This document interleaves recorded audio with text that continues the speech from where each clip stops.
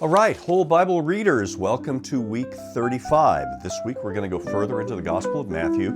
There is so much to explore here. I've given a lot of my academic life to understanding the Gospels and teaching them, so I'm going to try to keep this short. You're going to be doing most of the work when you're doing the reading. So this week I want to focus our attention on a central theme to all of the Gospels. That is the kingdom of God, or as Matthew phrases it, the kingdom of heaven.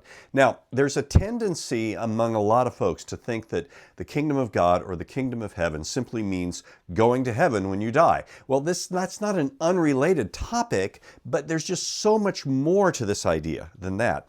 In the New Testament, the concept of the kingdom of God or the kingdom of heaven, so called because that's where God reigns from right now, this is the idea of God's promised reign, of God taking His world back, of making it His, making it right, making humanity right. The promise of blessing the nations that we've been reading about since the nations began back in Genesis, restoring the very good of creation that has come under the curse because of human sin. So that comprehensive idea of God making things right and making them His and ruling over the world is what we're talking about. Now, by common experience, Israel's understanding of God's kingdom was colored in a particular way. And we shouldn't blame them. We shouldn't say things like, oh, the Jews, they just had it wrong. We get it wrong too, in exactly the same way, in terms of the way we often live life.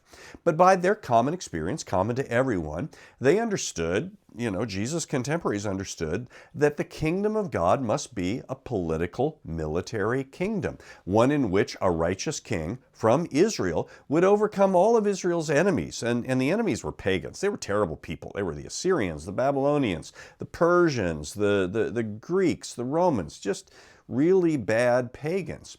And so this is how God would bring in righteousness, by political military power. That's what kings do. And they thought this kingdom would come all at once in a matter of days or weeks or months or maybe a few years. But it wouldn't be something that they would be waiting for once it arrived. Okay?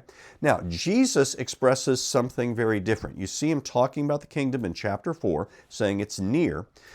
Jesus says the kingdom is for the meek and the lowly and the weak and the helpless. That's the message of the Beatitudes in the Gospel of Matthew, in the Sermon on the Mount.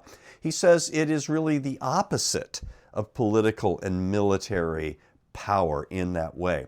That it has to do with transformation from within. It has to do with following Him because He is the true King. And He also says it is both now and not yet. Jesus will say the kingdom is near, as He does in Matthew 4. He'll say it's already here, as He is casting out demons in Matthew chapter 12. And we get later in the book, and He's going to speak of the kingdom as something that you have to wait for.